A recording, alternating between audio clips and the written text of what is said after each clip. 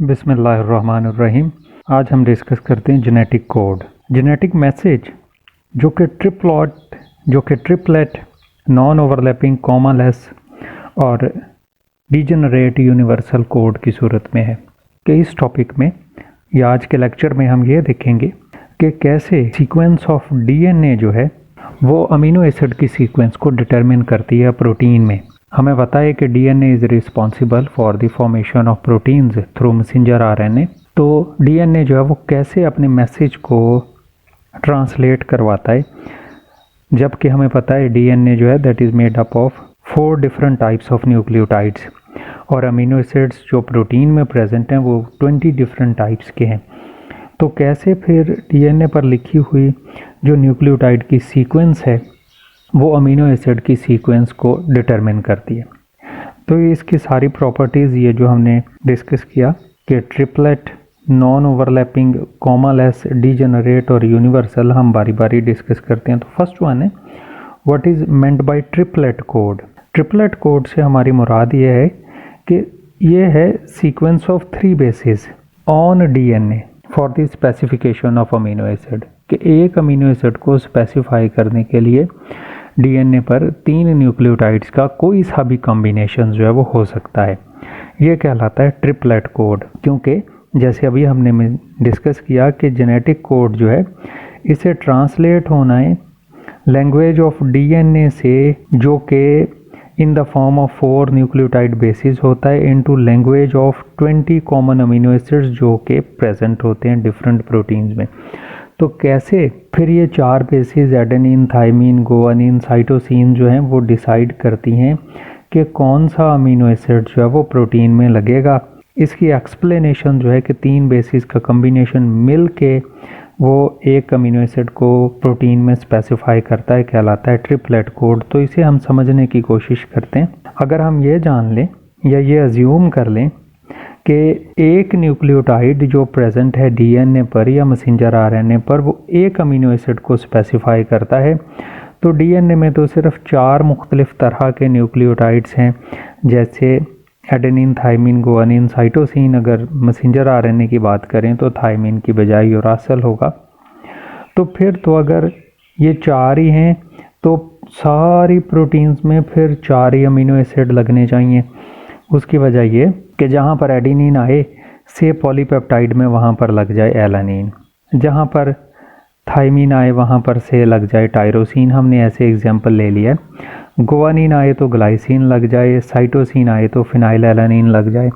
तो यही 4 amino acids हैं वो बार बार लगते रहेंगे। जैसे अगर फिर एडेनिन आ गया तो ज़ाहिर है यही वाला अमीनो एसिड दोबारा आ जाएगा। थाइमिन आ गया जहाँ पर वहाँ पर प्रोटीन में लग जाएगा टायरोसिन।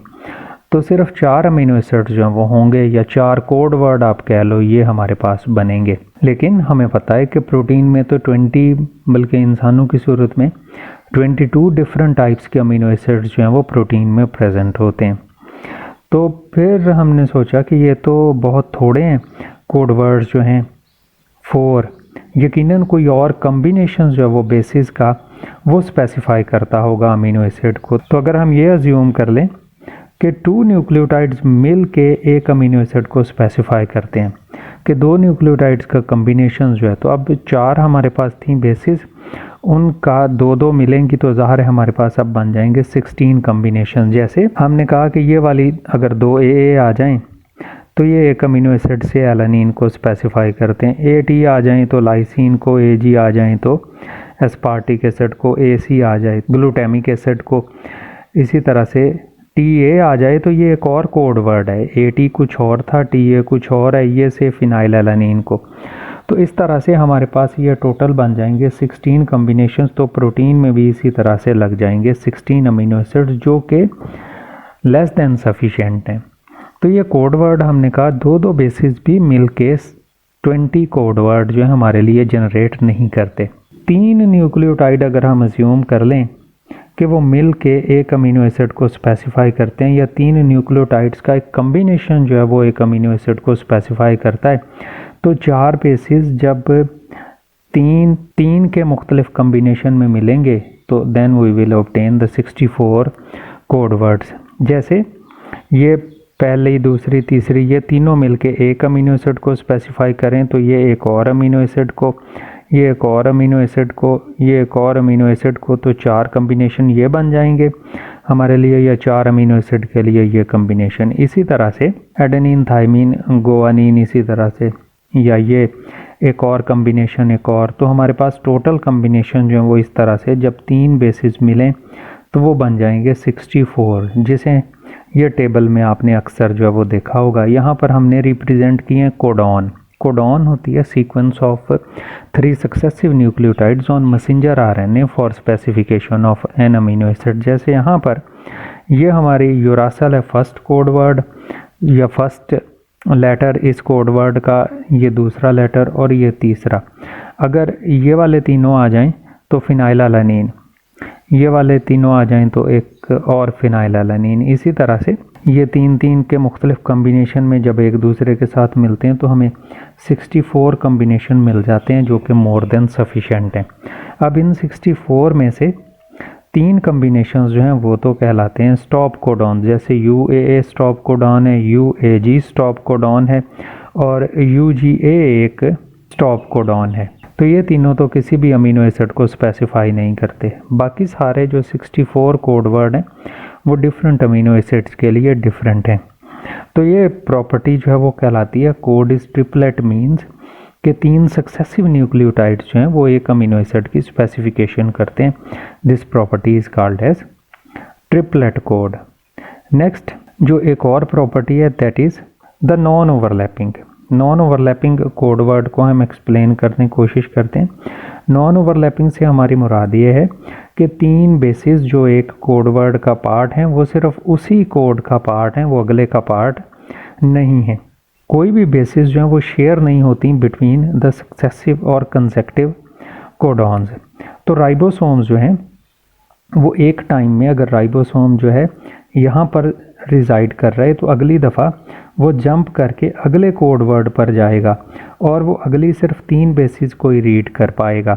तो ऐसी कंडीशन कहलाती है नॉन ओवरलैपिंग। अगर ओवरलैपिंग कंडीशन ऐसी कि ये वाली जो पहली 3 बेसिस हैं वो पहले कोड वर्ड का हिस्सा है, पहली को छोड़ के फिर अगली 3 जो हैं वो दूसरे कोड वर्ड का हिस्सा है, 2 को छोड़ के अगली 3 जो हैं वो तीसरे कोडॉन का या कोड का हिस्सा है।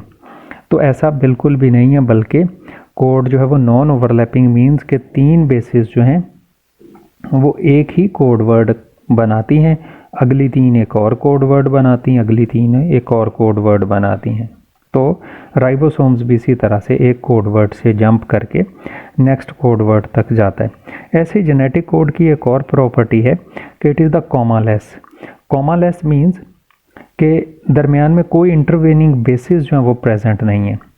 अगर तो ऐसा होता कि राइबोसोम जो हैं वो जंप करके मैसेंजर आरएनए पर मूव करते इस तरह से कि वो 3 की बजाय एक ज़्यादा 3 से ज़्यादा बेसिस पर जंप कर जाते, तो फिर हम समझते कि यकीनन दरमियान में कोई कॉमा या बेस प्रेजेंट है। जैसे हमने यहाँ पर एग्जांपल ली कि ये 3 बेसिस तो मिल के हमने कहा उन्होंने बना दिया हमारा कोड वर्ड, और अगली 3 ये वाली जो बेसिस थे उन्होंने मिल के हमारा अगला कोड वर्ड बना दिया। तो दरमियान में ये एक बेस जो है ये कॉमा के तौर पर या पंक्चुएशन के तौर पर एक्ट कर रही है। ऐसा बिल्कुल भी नहीं होता, बल्कि कोड जो है वो एक कॉन्टीन्यूस रीडिंग फ्रेम होता है जिसमें ये वाले 3 जो न्यूक्लियोटाइड हैं वो एक अमीनो एसिड के लिए, अगले 3 एक और के लिए, अगले 3 एक और के लिए, कि जो न्यूक्लियोटाइड्स हैं एक कोडॉन या एक कोड का पार्ट है उनका अगले या पिछले से कोई ताल्लुक नहीं है। ये प्रॉपर्टी कहलाती है नॉन ओवरलैपिंग, और दरमियान में कोई बेस जो है वो एक्ट नहीं करती कॉमा के तौर पर या पंक्चुएशन के तौर पर। ये प्रॉपर्टी जो है वो कोड वर्ड की या कोडॉन की वो कहलाती है commaless codon. Next one property जो है वो है डीजेनरेट। डीजेनरेसी ऐसी कंडीशन है जिसमें मोर than 1 triplet code for same amino acid. अगर एक अमीनो एसिड के लिए एक से ज़्यादा कोड वर्ड हैं तो ये कंडीशन कहलाती है डीजेनरेसी और डीजेनरेट। 64 अगर कोड वर्ड हमारे पास हैं तो एक अमीनो एसिड के एक से ज़्यादा कोडॉन हो सकते हैं, लेकिन हमने याद रखना ऐसा नहीं है कि एक कोडॉन जो है वो एक से ज़्यादा अमीनो एसिड को स्पेसिफाई करे। एक कोडॉन एक अमीनो एसिड के लिए है, जबकि एक अमीनो एसिड मुख्तलिफ कोडॉन से स्पेसिफाई हो सकता है, जिसकी एग्जांपल्स जो हैं वो हम लें अगर, तो ये जैसे हमने लिया कि ल्यूसीन जो है इसे स्पेसिफाई कर सकता है। इसके लिए 6 मुख्तलिफ कोड होते हैं, हमने यहाँ पर 4 जो हैं रिप्रेजेंट किए हैं। सिर्फ CUU आ जाए, CUA आ जाए, CUC आ जाए, CUG आ जाए, इनमें से कोई भी कोड वर्ड आ जाए तो ये चारों जो हैं वो एक ही अमीनो एसिड के लिए स्पेसिफाई करते हैं, जिसका नाम है ल्यूसीन। तो ऐसी कंडीशन कहलाती है डीजेनरेट कोड, कि more than 1 codes for an amino acid. अब ऐसा नहीं हो सकता कि ये CUU वाला कोड जो है ल्यूसीन को तो स्पेसिफाई करता है, साथ में किसी और को अमीनो एसिड को भी स्पेसिफाई करे। It is impossible. लेकिन एक अमीनो एसिड के लिए एक से ज़्यादा कोड वर्ड हो सकते हैं, ये कंडीशन कहलाती है डीजेनरेसी और डीजेनरेट कोड जो है। अब कुछ अमीनो एसिड ऐसे भी हैं जिनमें सिर्फ एक जो है, कुछ अमीनो एसिड ऐसे हैं जिनके लिए सिर्फ एक ही कोड वर्ड या एक ही कोडॉन होता है, जैसे मेथियोनिन के लिए AUG है और ट्रिप्टोफान के लिए UGG है। और कुछ अमीनो एसिड ऐसे हैं जिनमें काफ़ी सारे प्रेजेंट हैं, जैसे single amino acid can have as many as 6 codons, जैसे ल्यूसीन में और आर्जिनिन के केस में है कि दोनों में 6 कोडॉन्स जो हैं वो प्रेजेंट हैं। ये 6 कोडॉन है दोनों के लिए। नेक्स्ट वन, हम डीजेनरेसी में एक कॉन्सेप्ट स्टडी करते हैं, that is the wobble base और वूबल हाइपोथेसिस। ये जो वूबल बेस है, जैसे अभी हमने डीजेनरेसी के केस में डिस्कस किया कि एक से ज़्यादा कोड वर्ड जो हैं वो हो सकते हैं एक अमीनो एसिड के लिए, कि मल्टीपल कोडॉन्स जो हैं वो सिंगल अमीनो एसिड के लिए हो सकते हैं। तो ये जो मल्टीपल कोडॉन्स हैं, these are not randomly distributed, कि ऐसा नहीं है अब कि कोई सी भी बेसिस जो हैं वो स्पेसिफाई कर सकती हैं। इनमें 1 और 2 बेसिस तो ज़रूर ही कॉमन होती हैं, और ज़्यादातर केसेस में 2 बेसिस जो हैं वो तमाम कोडॉन में प्रेजेंट होंगी जो एक अमीनो एसिड के लिए स्पेसिफाई करते हैं। यूजुअली होता यह है कि फर्स्ट 2 बेसिस जो हैं, फर्स्ट और सेकंड बेस जो हैं वो सेम रहती हैं, जबकि थर्ड बेस जो है उसमें वेरिएशन आ जाती हैं थोड़ी बहुत, जिसकी एग्जांपल जो है वो हमने यहाँ पर ली है ये ल्यूसीन की। तो जब हम ल्यूसीन के, हालांकि 2 और भी इसके मौजूद हैं कोड वर्ड, लेकिन हम ये वूबल हाइपोथेसिस या वूबल बेस पेयरिंग को स्टडी करने के लिए हमने ये लिया है ल्यूसीन के लिए ये 4 डिफरेंट जो हैं वो कोड वर्ड। अब ल्यूसीन को के लिए जब हम देखते हैं तो जो पहली 2 बेसिस हैं CU, ये तो इसके चारों कोड वर्ड में हैं सेम, कि फर्स्ट और सेकंड जो बेस हैं वो रहती हैं बिल्कुल सेम। लेकिन तीसरी बेस जो है, कोड वर्ड का जो तीसरा हिस्सा है, वो अगर A आ जाए, UGC, इनमें से कोई सा भी आ जाए ये वाला, तो ये चारों जो हैं वो ल्यूसीन को स्पेसिफाई करते हैं। तो यहाँ पर एक इम्पॉर्टेंट वन बात, कि अगर म्यूटेशन हो जाए तीसरी बेस में, यहाँ पर तीसरी बेस में म्यूटेशन होके सब्स्टिट्यूशन हो गई, या यहाँ पर अगर C लग गया है, तो हमारी प्रोटीन पर कोई फ़र्क नहीं पड़ेगा, उसमें ल्यूसीन नामी अमीनो एसिड ही लगेगा। तो म्यूटेशन के इफ़ेक्ट को मिनिमाइज़ करता है ये जो वूबल बेस पेयरिंग है, जिसे हमने यहाँ एक्सप्लेन करने की कोशिश की कि ये जो डीजेनरेसी है कोड की, ये एक्ट करती है बफर अगेंस्ट द डेलिटेरियस म्यूटेशंस।